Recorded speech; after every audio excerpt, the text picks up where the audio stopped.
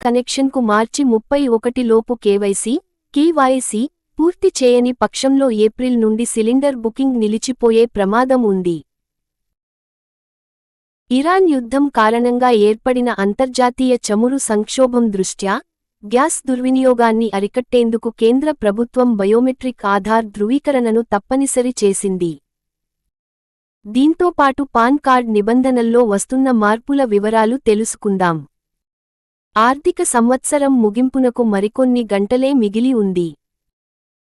ఈ తరుణంలో గ్యాస్ వినియోగదారులు, పాన్ కార్డ్ దరఖాస్తుదారులు మరికొన్ని ముఖ్యమైన పనులను పూర్తి చేయడం తప్పనిసరి. ముఖ్యంగా మార్చి 31, 2026 లోపు మీ ఎల్పీజీ గ్యాస్ కనెక్షన్కు సంబంధించి కేవైసీ అప్డేట్ చేసుకోకపోతే ఏప్రిల్ నుంచి సిలిండర్ సరఫరా నిలిచిపోయే అవకాశం ఉంది. అంతర్జాతీయంగా నెలకొన్న ఉద్రిక్తతలు, దేశీయ నిబంధనల మార్పుల నేపథ్యంలో ఈ నిర్ణయం తీసుకున్నారు. ప్రస్తుతం ఇరాన్ యుద్ధం కారణంగా హర్మూజ్ జలసంధి వద్ద రవాణా నిలిచిపోవడంతో ప్రపంచవ్యాప్తంగా చమురు గ్యాస్ కొరత ఏర్పడింది.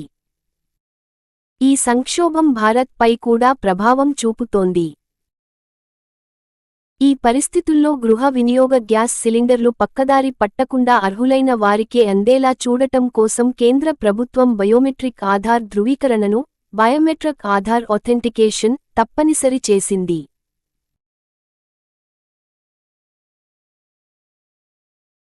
మార్పులు. పాన్ కార్డ్ విషయంలో కూడా కేంద్ర ప్రభుత్వం కొత్త నిబంధనలను తీసుకువస్తోంది. ఏప్రిల్ 1, 2026 నుండి పాన్ కార్డ్ దరఖాస్తు ప్రక్రియ మరింత కఠినం కానుంది.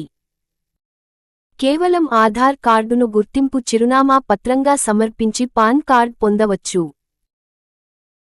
ఆధార్తో పాటు మీ పుట్టిన తేదీని ఖచ్చితంగా ధృవీకరించే అదనపు పత్రాలను, ఉదాహరణకు బర్త్ సర్టిఫికెట్ లేదా 10th క్లాస్ మార్క్స్ మెమో, తప్పనిసరిగా సమర్పించాల్సి ఉంటుంది.